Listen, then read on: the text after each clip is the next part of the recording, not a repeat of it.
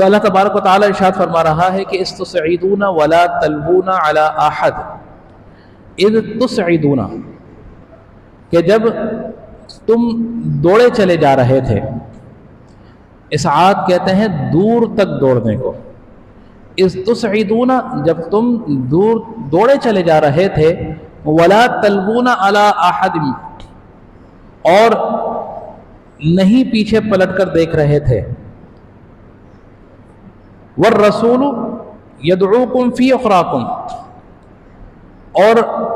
حضور علیہ الصلوۃ والسلام جو دوسری جماعت جو اس میدان میں ثابت قدم ہو کر کھڑی تھی تمہیں آوازیں دے رہے تھے، فَأَثَابَكُمْ غَمًّا بِغَمٍّ، کہ اللہ تبارک و تعالیٰ نے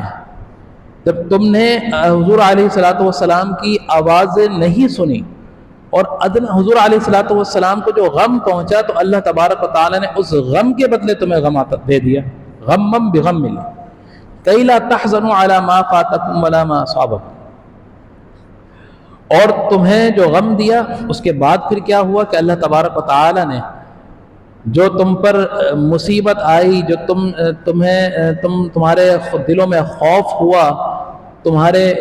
چہرے مایوس ہو گئے، تم میدان عمل سے چل پڑے، علی ما اصابکم،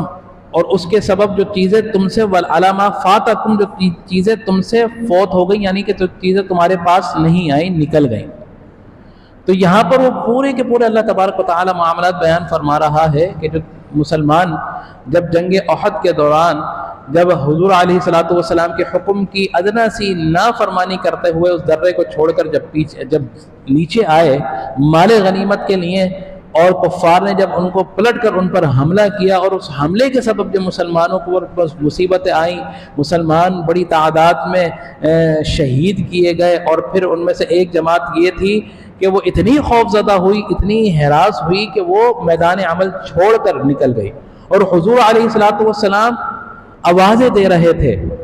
کہ اللہ کا حکم ہے کہ میدان عمل میں آؤ، لیکن وہ اتنے حواس باختہ ہو چکے تھے کہ ان کو آوازیں نہیں آ رہی تھیں۔ تو یہ حضور کی ادنا سی نافرمانی تھی،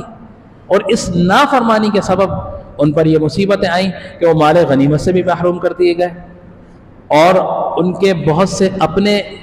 دوست احباب رشتہ دار اس جنگ میں شہید بھی ہوئے، اور وہ غم زدہ بھی ہوئے، ان کے دل جو ہے وہ خوف زدہ بھی ہو گئے۔ یہ ساری کی ساری تکلیفیں تھیں نا،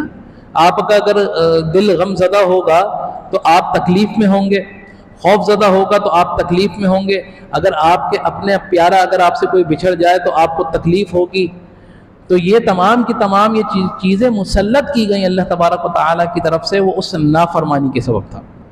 لیکن چونکہ اللہ تبارک و تعالیٰ یہ جانتا تھا کہ یہ جو نافرمانی کی ہے یہ دانستہ طور پر نہیں ہے، یہ نادانستہ طور پر ہے، یہ جان بوجھ کر نہیں کی گئی، یہ انجانے میں کی گئی، جس کے سبب پھر اس طرح کا ماحول بن گیا کہ اپنے جو ان کے اعصاب تھے وہ جاتے رہے، وہ حواس باختہ ہو گئے۔ لیکن اسی دوران اللہ تبارک و تعالی نے یہ فرما دیا کہ وہ نبی رحمت صلی اللہ تعالی علیہ وسلم، ان کی سیرت کو آپ دیکھیے کہ وہ کس طرح رہے، کہ نہ وہ خوفزدہ ہوئے، نہ ان کے چہرے پر مایوسی آئی، نہ ان کی زبان پہ شکوہ آیا، اور نہ ہی ان کے جو طور طریقے تھے وہ حواس باختہ ہوئے۔ دیکھیں یہ چار چیزیں ایک دوسرے کے لازمی ملزوم ہیں۔ کس طرح کہ آپ کا جب دل خوف زدہ ہوتا ہے تو آپ کے چہرے پر اس کے اثرات کیا آتے ہیں کہ چہرے پر مایوسی آ جاتی ہے۔ ایسا ہی ہوتا ہے نا کہ دل میں اگر خوف ہے تو اس کی سب سے پہلی جو مثال آئے گی، اس کا جو اثر آئے گا وہ کیا ہوگا، چہرے پر نمودار ہوگا، اور آپ کا جو چہرہ ہوگا وہ مایوس ہو جائے گا، اور اس کے بعد پھر کیا ہوگا کہ آپ کے زبان سے اس کا جو ہے اظہار یہ ہوگا کہ زبان پر شکوہ آ جائے گا کہ اس طرح کیوں ہوا، ایسا نہیں ہوتا، یہ غلط ہو گیا، یہ ہوا۔ اور جب زبان پر شکوہ ہوگا اس کے بعد جو اس کی چوتھا جو اثر آئے گا وہ یہ آئے گا کہ جو آپ کے جو حواس ہوں گے نا وہ باختہ ہو جائیں گے، اڑ جائیں گے، کہ آپ کے بولنے سے، آپ کے کسی بھی کام کرنے سے اس کا اثر نمایاں ہوگا کہ آپ کی زبان آپ کا ساتھ نہیں دے گی، آپ کچھ کرنا چاہ رہے ہوں گے کچھ اور کر جائیں گے، کچھ بولنا چاہ رہے ہوں گے کچھ اور بول جائیں گے۔ تو یہ تمام کی تمام چیزیں، یہ تمام کی تمام صفات اس میدان عمل میں کہ جب وہ گروہ، پہلا گروہ کہ جس کے بارے میں یہ بیان کیا جا رہا ہے کہ وہ میدان عمل چھوڑ کر جب جانے لگا، اور حضور علیہ السلام جب آوازیں دے رہے تھے کہ آؤ میدان عمل میں، وہ آوازیں نہیں سن پا رہے تھے، تو اس وقت 12 کے قریب صحابہ کرام تھے جو حضور علیہ السلام کے پاس صرف آپ کے حلقے میں رہ گئے تھے، جو آپ کو پروٹیکشن کے لیے جو ہے دے رہے تھے۔ لیکن یہ تمام کی تمام جو ظاہری جو انسان کے وجود پر جو علامتیں آتی ہیں، اس وقت حضور علیہ السلام کے دل میں نہ خوف تھا ذرہ برابر بھی، نہ ہی آپ کے چہرے پر کوئی مایوسی تھی، اور نہ ہی آپ کی زبان پر کوئی شکوہ تھا، اور نہ ہی آپ کے طور طریقے میں کسی قسم کی کوئی اس طرح کی کوئی نمایاں چیز آئی کہ آپ کے حواس باختہ ہو گئے ہوں۔ کوئی اس طرح کا عمل نہیں آیا۔ تو آقا علیہ السلام نے میدان میں رہ کر یہ اپنے وجود سے ان تمام چیزوں کا اظہار کر دیا کہ مسلمان کبھی خوف زدہ نہیں ہوتا، مسلمان کبھی خوف زدہ ہونے کے لیے بنا ہی نہیں ہے، صرف خوف زدہ ہوگا اللہ تبارک و تعالیٰ سے، کہ اللہ تبارک و تعالیٰ کا خوف ہونا چاہیے۔ نہ اس کے دل میں خوف ہوگا، نہ اس کے چہرے پر کبھی مایوسی آئے گی، کبھی نہیں آئے گی، نہ اس کی زبان پر کبھی شکوہ آئے گا، نہ ہی وہ کبھی اس کے اعمال میں حواس باختگی پیدا ہوگی۔ اور یہ تمام کی تمام افعال اس وقت میدان عمل میں کہ جب جتے کے جتے حضور علیہ السلام پر حملہ آور ہو رہے تھے، اور حضور علیہ السلام کے ساتھ صرف 12 کے قریب اصحاب جو ہے وہ موجود تھے، اور یہ جو ہے نظارہ تھا کہ پتھر حضور علیہ السلام کی جماعت پر برسائے جا رہے تھے، کہ جو پتھر لگنے سے آقا دو رحمت صلی اللہ تعالی علیہ وسلم کے دندان مبارک شہید ہوئے، خون نمودار ہو گیا، اور آپ کا جو خود جو پہنے ہوئے تھے وہ آپ کے چہرے پر گڑ گیا، اتنے زخم آئے، لیکن آپ نے نہ ہی شکوہ کیا نہ ہی ہمت ہاری۔ وہ اس لیے کہ لوگوں کو ایگزامپل بن کر دکھا دیا کہ کبھی کفار سے کبھی نہیں ڈرنا، کبھی نہیں ڈرنا، کبھی دین کے معاملے میں، کبھی حق کے معاملے میں نہ خوف دل میں لانا ہے، نہ چہرے پر مایوسی لانی ہے، کتنے بھی کٹھن معاملات کیوں نہ ہو جائیں، کبھی اپنی ہمت نہیں ہارنی۔ حضور علیہ السلام کی سیرت تھی، یہ تھی تعلیم جو حضور علیہ السلام نے دی آنے والے لوگوں کے لیے۔ اور پھر ایک بہترین چیز دیکھیں، دلوں کے حال کون جانتا ہے؟ اللہ تبارک و تعالی جانتا ہے۔ میں آپ کے دل کے حال نہیں جانتا، میرے دل کے حال آپ نہیں جانتے۔ جو چیز ہم دانستہ طور پر کریں یا دانستہ طور پر کریں آپ اندازہ نہیں لگا سکتے، لیکن اللہ تبارک و تعالیٰ کی ذات جانتی ہے۔ تو آپ یہ دیکھیے کہ میدان عمل کے اندر، اللہ کی راہ کے اندر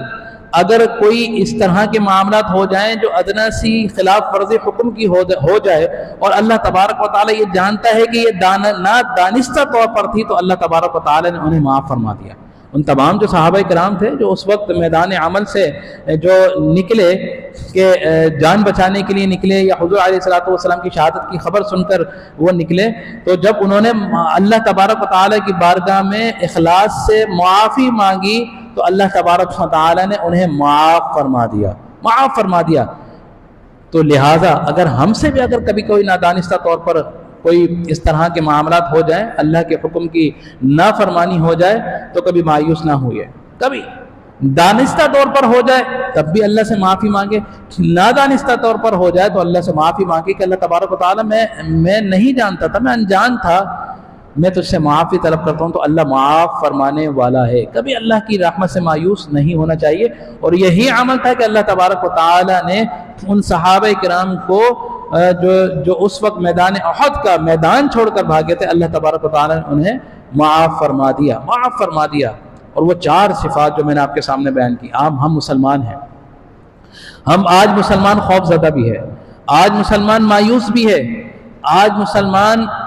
بات پر اللہ سے شکوہ بھی کرتا ہے، اور ہم کہتے کچھ ہیں، ہماری زبان سے نکل کچھ جاتا ہے، ہم کرنا کچھ چاہتے ہیں لیکن ہم سے ہو کچھ جاتا ہے۔ تو یہ مسلمان کا وتیرہ نہیں ہے، یہ مسلمان کے اخلاق نہیں ہے۔ مسلمان ہمیشہ سچ بولنے کے لیے پیدا ہوا ہے، مسلمان ہمیشہ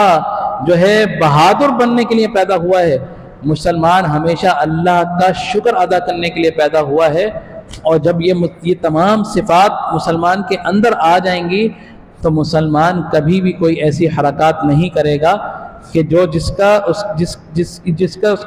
اس کی روح، اس کا جسم اس کا ساتھ نہیں دے رہا ہوگا۔ تو لہٰذا یہ اس آیت مبارکہ میں ہمیں درس تھا،